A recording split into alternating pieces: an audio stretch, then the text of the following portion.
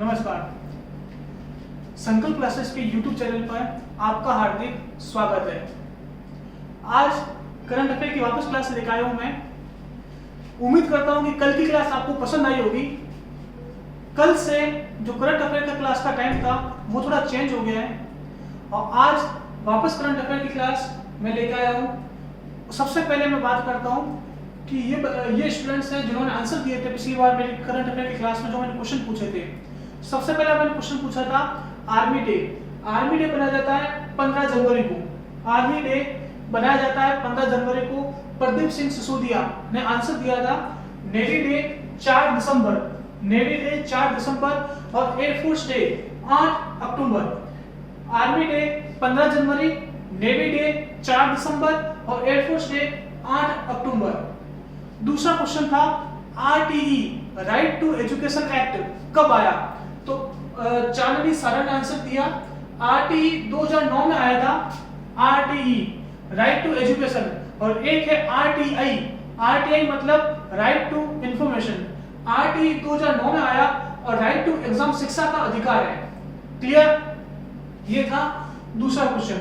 और तीसरा क्वेश्चन एक और था, वो था कि भारत के वर्तमान चीफ जस्टिस ऑफ इंडिया मुख्य न्यायाधीश जो कौन है? शरद अरविंद बोबड़े। क्या नाम है उनका? शरद अरविंद बोबड़े। शरद अरविंद बोबड़े। शरद अरविंद बोबड़े कौन से नंबर के मुख्य न्यायाधीश है भारत के? तो इसका आंसर होगा 47 चीफ जस्टिस ऑफ इंडिया है। उससे पहले 46 कौन थे? वो थे चीफ जस्टिस रंजन गोगोई जिसे वर्तमान में राज्यसभा सांसद मनोनीत किया गया राष्ट्रपति के द्वारा। चलते हैं अपन आज के करंट अफेयर की क्लास में। उसमें सबसे पहला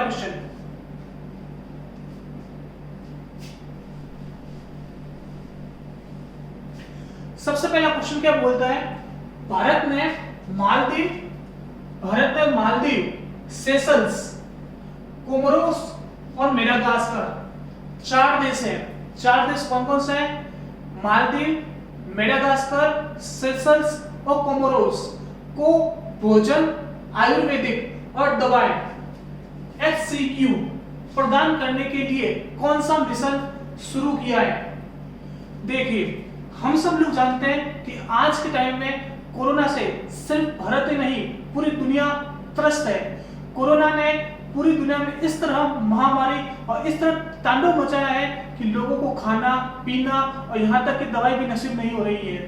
भारत ने एक कदम आगे बढ़ाते हुए, एक कदम मानवता की ओर बढ़ाते हुए इन मालदीव, सेशल्स, कोमोरोस और मेडागास्कर की सहायता करने का निर्णय लिया। इसके लिए भारत ने एक ऑपरेशन चलाया है जिसका नाम है सागर। ये जो देश है वो इंडियन ओशन में स्थित देश है। इंडियन ओशन इसके नीचे स्थित देश है ये चारों देश। मैं आपको मैप पे लेके चलता हूं जिसमें मैं आपको बताऊंगा कि मालदीव, सेशल्स, कोमोरोस और मेडागास्कर कहां है।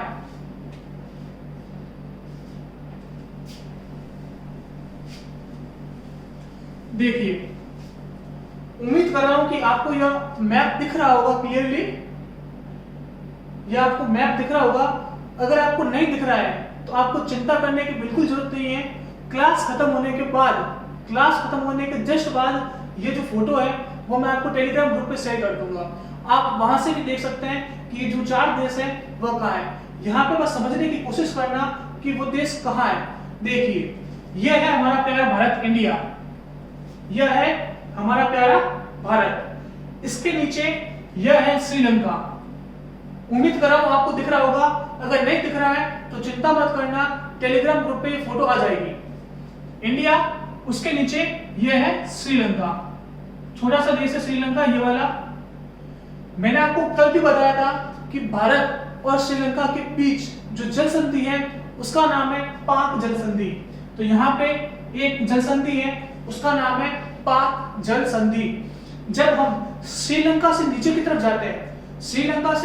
जाते हैं तो यहाँ पे ये छोटा सा देश यह है मालदीव। इसका नाम है मालदीव।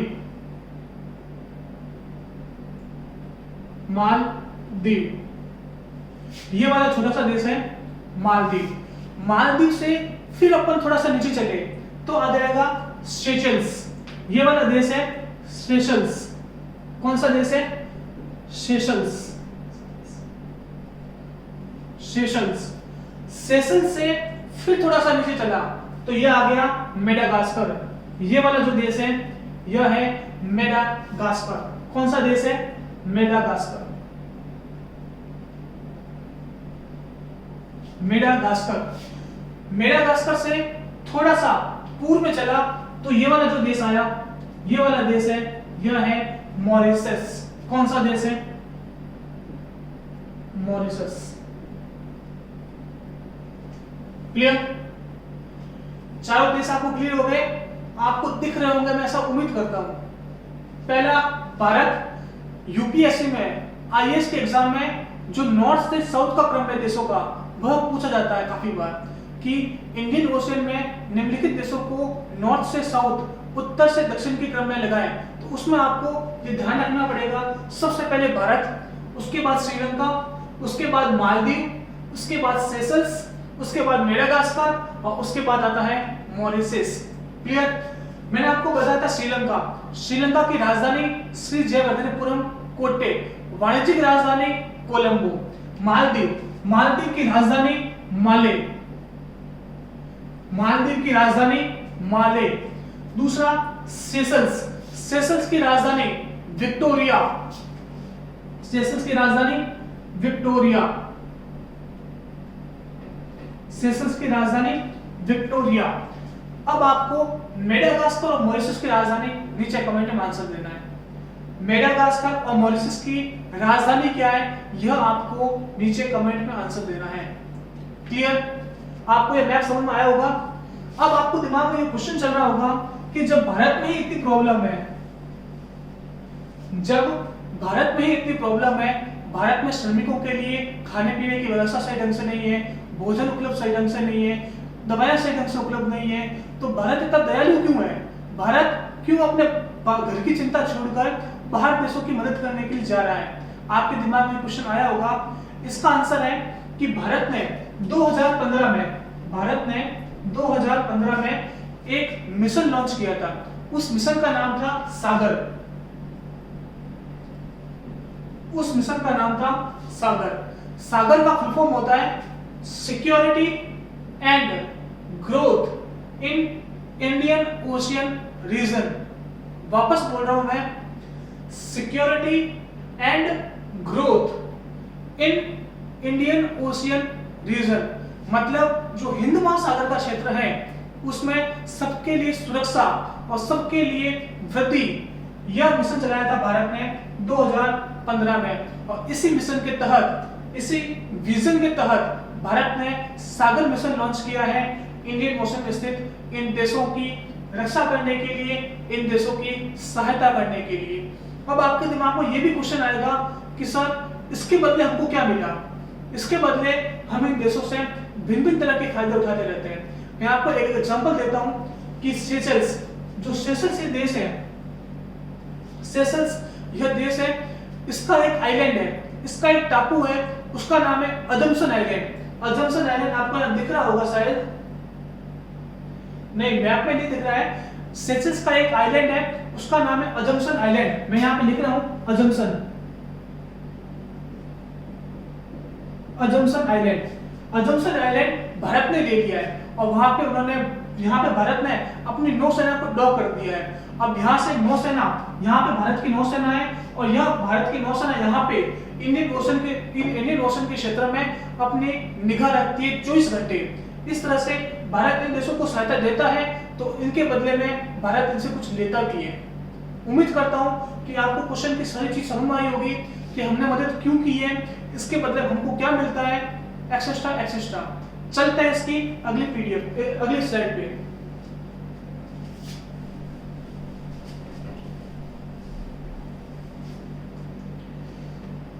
बंगाल बाघों की संख्या में, ध्यान रखना कौन है, बंगाल बाघ। बंगाल बाघों की संख्या में किस स्थान पर वृद्धि हुई है? देखिए, सबसे पहले मैं आपको बताता हूं इसमें, यह नदी है गंगा, यह नदी है गंगा। गंगा नदी उत्तराखंड से निकलकर भारत के 4 राज्यों में बहती हुई पहुंचती है यहाँ पर, और इस स्थान का नाम है फरक्का बैराज। क्या नाम है इसका? Farakka barrage. Farakka barrage, Farakka barrage. इस फरक्का बैराज पर गंगा नदी 2 भागों में बढ़ती है। एक भाग यूं चला जाता है और दूसरा भाग आगे बढ़ता है। क्लियर? फरक्का बैराज पर इसके 2 भाग हो जाते हैं। एक भाग नीचे चला जाता है और दूसरा भाग आगे बढ़ता है। जो नीचे जाता है इस नदी का नाम होता है हुगली। इस नदी का नाम है हुगली, और जो आगे चलता है वह बांग्लादेश में चला जाता है, बांग्लादेश। और बांग्लादेश में इस नदी का नाम होता है पद्मा, पद्मा। और नॉर्थ ईस्ट से आने वाली जो ब्रह्मपुत्र नदी है वह भी बांग्लादेश में मिलती है, वह भी बांग्लादेश में मिलती है। बांग्लादेश में ब्रह्मपुत्र नदी का नाम हो जाता है जमुना, जमुना। और यह पद्मा और जमुना दोनों मेघना के नाम से, किसके नाम से? मेघना के नाम से बंगाल की खाड़ी में गिर जाती हैं। किसमें गिर जाती हैं? बंगाल की खाड़ी में।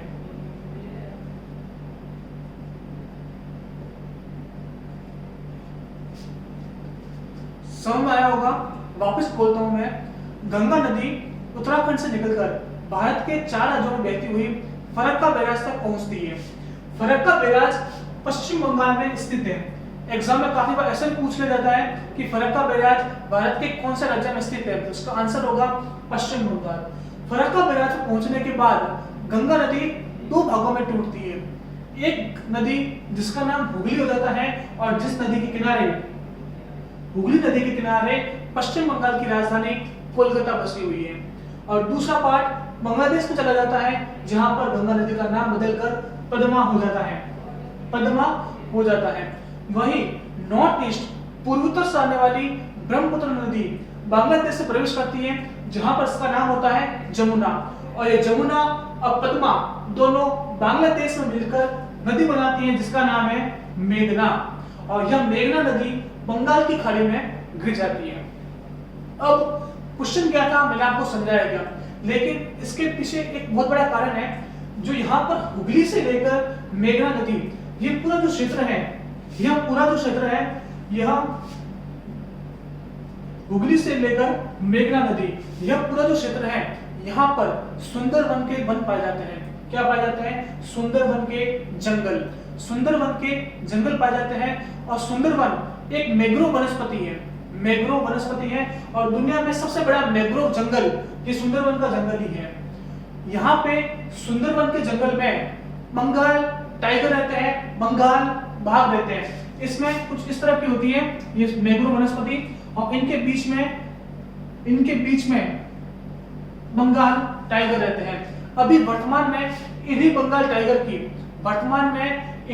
टाइगर की गिनती हुई है। पहले 2018 में यह 88 थे, पहले 2018 में यह 88 टाइगर थे। 2019 में 89 हुए। अब जब 2020 में गिनती हुई तो इनकी संख्या 96 हो गई। उम्मीद करता हूं कि आपको समझ में आया होगा क्वेश्चन। बंगाल बाघों की संख्या में किस स्थान पर वृद्धि हुई है, तो वो है सुंदरवन। सुंदरवन के अलावा आपको गंगा नदी का भी थोड़ा बहुत समझ में आया होगा, ब्रह्मपुत्र नदी का भी समझ में आया होगा, और दोनों गंगा और ब्रह्मपुत्र मेघना नाम से बंगाल की खाड़ी में गिरती है। और जो पूरा मेघना से लेकर हुगली तक का क्षेत्र है वह पूरा सुंदरवन के नाम से जाना जाता है। आपको यह भी पता है, क्लियर? और जो सुंदरवन में है वहां पर बंगाल बाघ पाए जाते हैं, और बंगाल बाघ की वर्तमान में गिनती हुई है और जिनकी संख्या में वृद्धि पाई गई है। आपको वेस्ट बंगाल की जो सीएम है वो है ममता बनर्जी। वेस्ट बंगाल की जो सीएम है वह है ममता बनर्जी।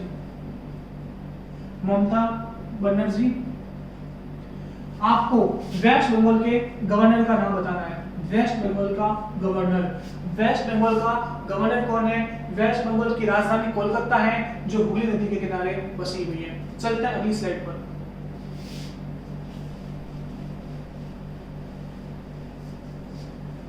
हाल ही में केसर को केसर को भौगोलिक संकेतक दिया गया, उसका उत्पादन कहाँ होता है? मैंने पहले भी क्लास में भौगोलिक संकेतक के क्वेश्चन कवर किए हैं। उसमें मैंने बताया था कि चाखाऊ चावल जो मणिपुर का ब्लैक राइस है, काला चावल, उसे भौगोलिक संकेतक दिया गया था। क्यों दिया गया था? क्योंकि उसमें एक प्राकृतिक सुगंध होती है और एक प्राकृतिक कलर होने के कारण और विटामिन से भरपूर होता है। इसी कारण चाखाऊ चावल जो मणिपुर का था उसे भौगोलिक संकेतक दिया गया।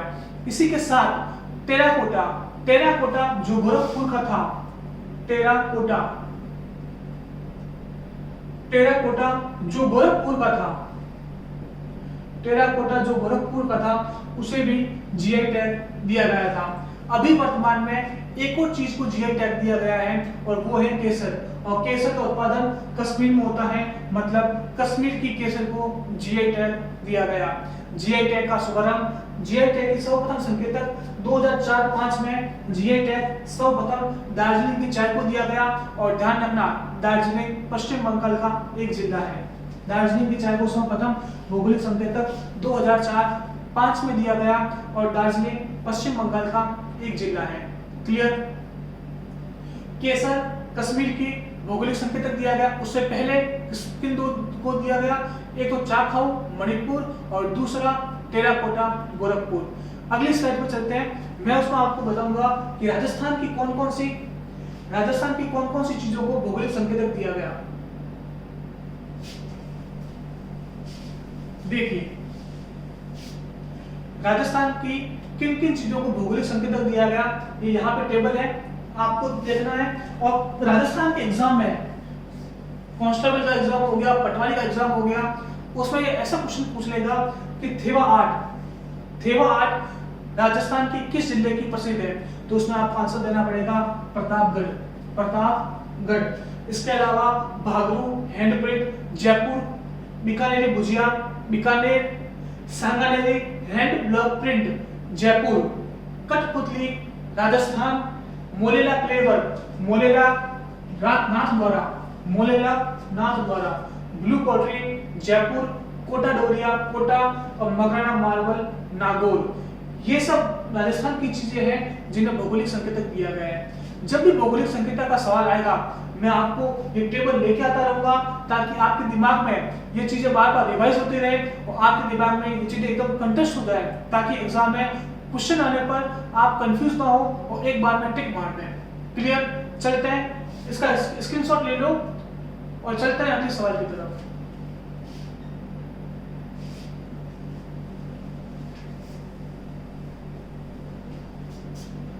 अगला सवाल है राष्ट्रीय तकनीकी दिवस कब मनाया जाता है? यह वह दिन है जिस दिन भारत की एक तरफ राजनीतिक नेतृत्व और दूसरी तरफ वैज्ञानिक कुशलता का हमको रिजल्ट देखने को मिला। यह वह दिन है जिस दिन भारत का मस्तक गर्व से ऊंचा हुआ था। यह वह दिन है जिस दिन भारत का ऑपरेशन शक्ति सफल हुआ। यह वह दिन है जिस दिन भारत परमाणु शक्ति संपन्न राष्ट्रों में शामिल हुआ। यह वह दिन है जिस दिन अटल बिहारी वाजपेयी और एपीजे अब्दुल कलाम का सपना साकार हुआ। यह वह दिन है जिस दिन हम राष्ट्रीय तकनीकी दिवस मनाते हैं और वो दिन है 11 मई। 11 मई मैं बात करता हूं 11 मई 1998 की। 11 मई 1998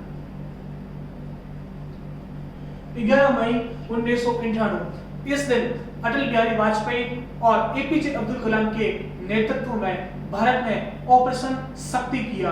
भारत ने ऑपरेशन शक्ति करके दुनिया में अपनी तकनीकी का लोहा मनवा लिया। भारत ने यह चिंता नहीं की कि बाहरी प्रतिबंध हम पर लगेंगे, बल्कि भारत ने परमाणु शक्ति संपन्न राष्ट्रों में शामिल होकर बता दिया कि भारत भी किसी से कम नहीं है। मैं बात करता हूं उसकी हिस्ट्री की। तब तारीख थी 18 मई 1974। 18 मई 1974 जब भारत ने पहला परमाणु परीक्षण किया था, और वो परमाणु परीक्षण भारत की आयरन लेडी इंदिरा गांधी के नेतृत्व में हुआ। इंदिरा गांधी, इस समय भारत की जो प्राइम मिनिस्टर थी वह थी इंदिरा गांधी। और इस ऑपरेशन का नाम था स्माइलिंग बुद्धा। ऑपरेशन का नाम था स्माइलिंग बुद्धा। स्माइलिंग बुद्धा। भारत ने 2 परमाणु परीक्षण किए। एक तो किया 18 मई 1974, ऑपरेशन का नाम smiling Buddha, prime minister Indira Gandhi. दूसरा ऑपरेशन किया था, वह किया 11 मई 1998 को, prime minister Atal Bihari Vajpayee, operation का नाम शक्ति। जब 11 मई 1998 को ऑपरेशन शक्ति सफल हुआ, तो उसके अगले साल 11 मई 1999 को भारत के प्रधानमंत्री अटल बिहारी वाजपेयी ने देश के वैज्ञानिकों को सम्मान देने के लिए 11 मई के दिन राष्ट्रीय तकनीकी दिवस घोषित कर दिया। तब से अर्थात 11 मई 1999 से हम हर साल राष्ट्रीय तकनीकी दिवस बनाते आ रहे हैं।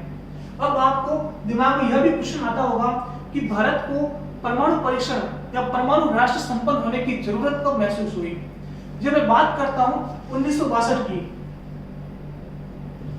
सन 1962 से पहले हमारे भारत के तत्कालीन प्राइम मिनिस्टर, हमारे भारत के तत्कालीन प्रधानमंत्री पंडित जवाहरलाल नेहरू भारत चीनी भाई भाई का राग आपते थे। वो बोलते थे कि भारत और चीन दोनों संयुक्त रूप से एक दूसरे की सहायता करके आगे बढ़े। भारत चीन के मामले में हस्तक्षेप ना करे और चीन भारत के मामले में हस्तक्षेप ना करे। लेकिन उनका यह विश्वास तब टूटा जब 1962 में चीन ने भारत पर आक्रमण किया। तब पंडित नेहरू को यह लगने लगा कि भारत चीन से इसलिए हारा है क्योंकि भारत में परमाणु शक्ति संपन्न राष्ट्र नहीं था, भारत में हथियारों की कमी थी। और तब से भारत में होमी जहांगीर भाभा के नेतृत्व में परमाणु संपन्न राष्ट्र बनने की कवायद शुरू हो गई। भारत में बार्क की स्थापना हुई, BARC, BARC, Bhabha atomic research centre. और यही कारण था कि आज भारत परमाणु संपन्न राष्ट्रों की गिनती में गिना जाता है। अब आपसे एक सवाल है, बार्क की स्थापना कब हुई? भाभा एटॉमिक रिसर्च सेंटर की स्थापना कब हुई और इसका मुख्यालय कहाँ है? मुख्यालय कहाँ है? भाभा एटॉमिक रिसर्च सेंटर की स्थापना कब हुई और इसका मुख्यालय कहाँ है? यह आपको नीचे कमेंट बॉक्स में आंसर देना है। ठीक है, समझ में आया होगा राष्ट्रीय तकनीकी दिवस। चलते हैं अगले सवाल की तरफ। यह वो फोटो है जो भारत की एक तरफ राजनीतिक नेतृत्व और दूसरी तरफ प्रबुद्ध वैज्ञानिक कुशलता को दर्शाती है। एक तरफ हमारे देश के तत्कालीन प्राइम मिनिस्टर अटल बिहारी वाजपेयी और दूसरी तरफ हमारे देश के पूर्व राष्ट्रपति APJ अब्दुल कलाम, जिसे मिसाइल मैन ऑफ इंडिया के नाम से भी जाना जाता है। इस पर एक मूवी बनी है जिसका नाम है पोखरण। मैं आपको रिकमेंड करूंगा कि अगर आपने वो मूवी नहीं देखी है तो एक बार जाके जरूर देखिएगा। चलते हैं अगली स्लाइड पर।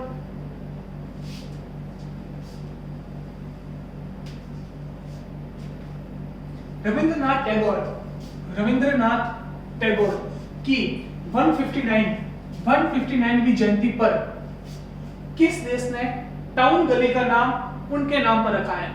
देखिए, सबसे पहले रविंद्रनाथ टैगोर भारत के ही नहीं एशिया के प्रथम व्यक्ति थे जिन्होंने नोबेल पुरस्कार प्राप्त किया।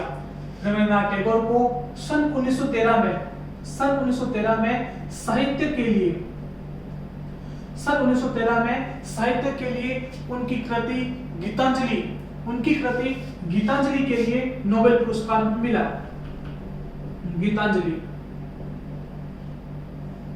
गीतांजलि के लिए उन्हें नोबेल पुरस्कार मिला। रविंद्रनाथ टैगोर का जन्म 7 मई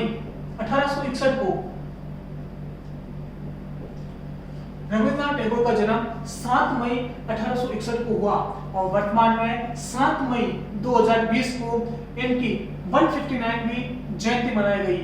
और इस जयंती पर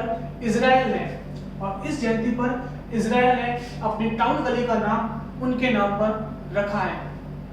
रविंद्रनाथ टैगोर ने भारत के राष्ट्रगान जन गण मन की रचना की। उन्होंने भारत के ही नहीं बल्कि बांग्लादेश के भी राष्ट्रगान अमर, सोनार, बांग्ला की भी रचना की।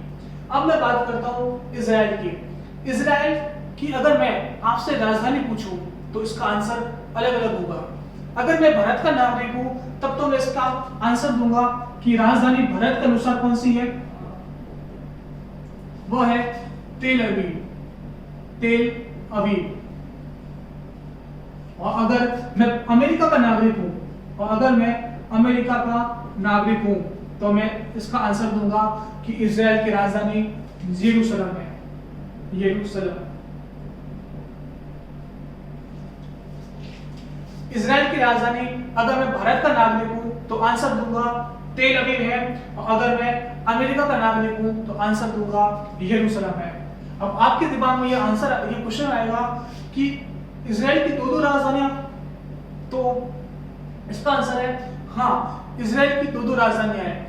इसके पीछे जो कारण है वो बहुत लंबा है, एक दिन मैं किसी अलग से क्लास में इसके कारण को एक्सप्लेन करूंगा। लेकिन अगर वर्तमान में आपसे एग्जाम में पूछे कि इजराइल की राजधानी कौन सी है तो आपको तेल अवीव को ही टिक करना है। उम्मीद करता हूं कि आपको समझ में आया होगा। चलते हैं अगली स्लाइड पर।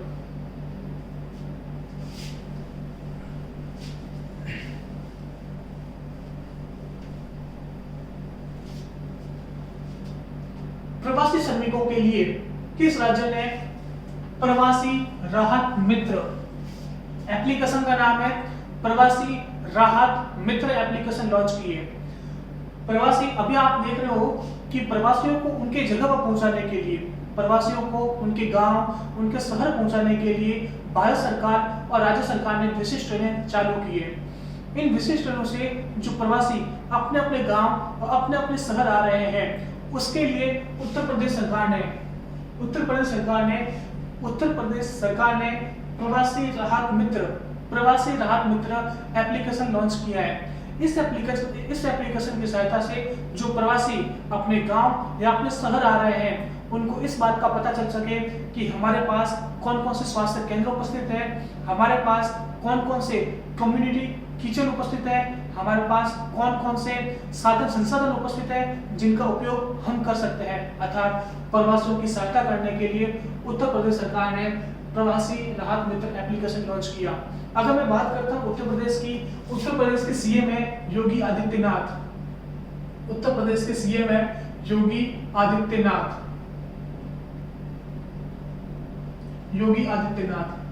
आपसे एक क्वेश्चन और है, योगी आदित्यनाथ का रियल नेम क्या है? योगी आदित्यनाथ का असली नाम क्या है? यह उनका असली नाम नहीं है। आपको उनका असली नाम कमेंट बॉक्स में बताना है। अगर मैं बात करता हूं उत्तर प्रदेश की गवर्नर कौन है, तो आ जाएगा आनंदीबेन पटेल।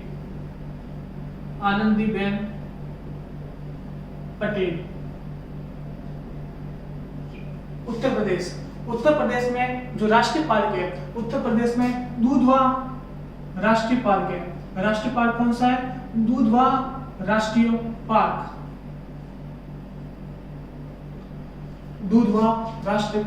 इसके अलावा उत्तर प्रदेश में अभी एक शहर है जिसका नाम इलाहाबाद था। इलाहाबाद का नाम चेंज करके प्रयागराज कर दिया गया। इलाहाबाद का नाम चेंज करके प्रयागराज कर दिया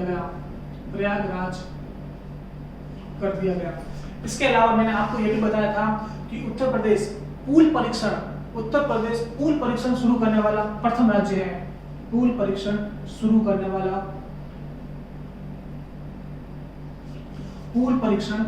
करने वाला प्रथम राज्य।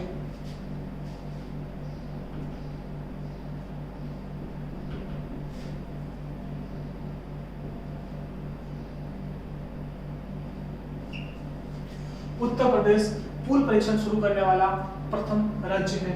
ये सब बातें उत्तर प्रदेश के बारे में हो गई। चलते हैं अगली स्लाइड पर।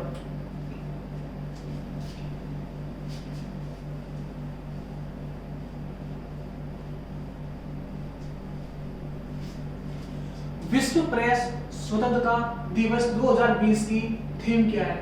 मैंने आपको पहले यह कवर करवाया था कि विश्व प्रेस स्वतंत्रता सूचकांक में भारत का स्थान कौन सा है। तो भारत का अगर मैं बात करता हूं इंडेक्स में, सूचकांक सूचकांक विश्व प्रेस स्वतंत्रता सूचकांक, जो ये बताता है कि किसी भी एक देश में मीडिया पत्रकारिता को कितनी स्वतंत्रता प्राप्त है, उनको कितना सम्मान दिया जाता है, उनकी जान की क्या कीमत है। यह सूचकांक बताता है कि भारत की 180 में से 142 रैंक है, 142 रैंक है, जिसमें फर्स्ट नॉर्वे है और सबसे लास्ट उत्तरी कोरिया है, नॉर्थ कोरिया है। पहले स्थान पर नॉर्वे है और लास्ट नॉर्थ कोरिया है। मैंने यह भी बताया था कि विश्व प्रेस स्वतंत्रता दिवस कौन सी तारीख को बनाया जाता है, तो यह बनाया जाता है 3 मई को विश्व प्रेस स्वतंत्रता दिवस बनाया जाता है। और इस साल की जो थीम थी वह थी journalism without fear and favour, बिना डर और बिना पक्षपात के पत्रकारिता। क्या थी थीम? बिना डर और बिना पक्षपात के पत्रकारिता, यह इसकी थीम थी। अगर मैं बात करता हूं कि विश्व प्रेस स्वतंत्रता सूचकांक 2019 में भारत की रैंक थी 140, लेकिन 2020 में भारत की रैंक आई 142। भारत 2 पायदान नीचे गिर गया। इसका कारण यह बताया गया कि भारत में जो कश्मीर से आर्टिकल 370 हटाया गया, उस दौरान पत्रकारिता पर जो अंकुश लगाया गया, उसी कारण भारत पत्रकारिता सूचकांक में 2 पायदान नीचे गिर गया। यह सूचकांक रिपोर्टर्स विदाउट द बॉर्डर संस्था का नाम है, रिपोर्टर्स विदाउट द बॉर्डर नामक एक संस्था जारी करती है। क्या नाम है? Reporters without the border, reporters without border नामक संस्था जारी करती है, जिसका हेडक्वार्टर पेरिस फ्रांस के अंदर है। आपका कोई भी एग्जाम हो जाए, उसमें सूचकांक से संबंधित भी एक क्वेश्चन आने की प्रबल आशंका रहती है। इस कारण मैं इस क्वेश्चन को बार बार कवर करने की कोशिश करता हूं, ताकि आपके दिमाग में यह डेटा और यह आंकड़ा और यह स्थान दिमाग में फिक्स हो जाए कि भारत का किसी भी सूचकांक में कौन सा स्थान है। चलते हैं अगली स्लाइड पर।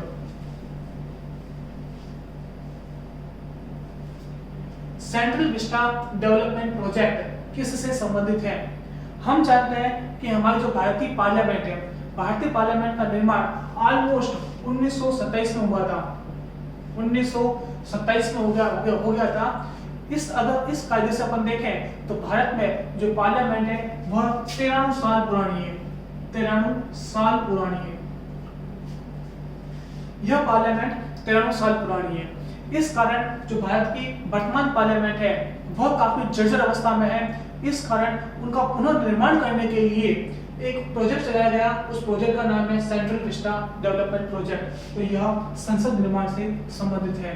भारत की जो वर्तमान संसद है उसका निर्माण लुटियंस एंड बेकर ने किया।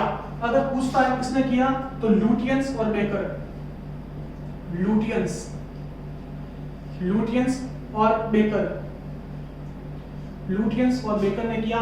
2 अलग अलग व्यक्ति हैं, लुटियंस और बेकर ने हमारे भारत की वर्तमान पार्लियामेंट का निर्माण किया। हमारे जो भारत की वर्तमान पार्लियामेंट है उसका शेप कैसा है? उसका शेप है गोल। अगर हम ऊपर से देखें भारत की पार्लियामेंट को तो उसका शेप है गोल, लेकिन जो प्रस्तावित पार्लियामेंट है उसका शेप है त्रिभुजाकार। अभी वर्तमान पार्लियामेंट का शेप त्रिभुजाकार होना प्रस्तावित है। इसके अलावा मैं बात करता हूं भारत की जो वर्तमान पार्लियामेंट है उसका जो शेप कहां से लिया गया है? इसका शेप लिया गया है योगिनी मंदिर मध्य प्रदेश। योगिनी मंदिर जो पड़ता है मध्य प्रदेश में। योगिनी मंदिर मध्य प्रदेश में स्थित है, जिसका शेप हमारे भारत की वर्तमान पार्लियामेंट जो गोल है उसका शेप वहां से लिया गया है। अगर मैं बात करूं इस सेंट्रल विस्टा डेवलपमेंट प्रोजेक्ट के अंतर्गत, सबसे पहला तो है हमारी नई पार्लियामेंट का निर्माण करना, जिसका शेप त्रिभुजाकार होगा। दूसरा है जो हमारा राष्ट्रपति भवन है और जो राजपथ और राष्ट्रपति भवन है, इनके बीच की जो डिस्टेंस है वह है लगभग 3 किलोमीटर। उनकी जो डिस्टेंस है वह है लगभग 3 किलोमीटर। तो उसके आसपास राष्ट्रपति भवन और राजपथ की दूरी के आसपास स्ट्रक्चर इंफ्रास्ट्रक्चर डेवलपमेंट करना। इसके अलावा जो भारत का नॉर्थ ब्लॉक और साउथ ब्लॉक है, पार्लियामेंट का जो नॉर्थ ब्लॉक और साउथ ब्लॉक है, इसे एक म्यूजियम के रूप में विकसित करना, यह इसके सेंट्रल वेस्टर्न डेवलपमेंट प्रोजेक्ट के मेन प्लान है। चलते हैं अगली स्लाइड पर। आज का अंतिम सवाल है, यह है फेड कप हर्ट अवार्ड प्राप्त करने वाला प्रथम खिलाड़ी कौन है? फेड कप हर्ट अवार्ड प्राप्त करने वाली प्रथम खिलाड़ी है सानिया मिर्जा। आपको डायरेक्टली नाम ध्यान रखना है, इसके अलावा इसकी अदर इंफॉर्मेशन कुछ नहीं है।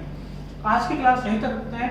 आपको जो मैंने सवाल पूछे हैं उसका नीचे आंसर देना है, और हमने अभी यह भी चालू किया है कि जो करंट अफेयर्स की क्लास होगी उसके अगले दिन टेलीग्राम ग्रुप में इससे संबंधित सवाल पूछे जाएंगे।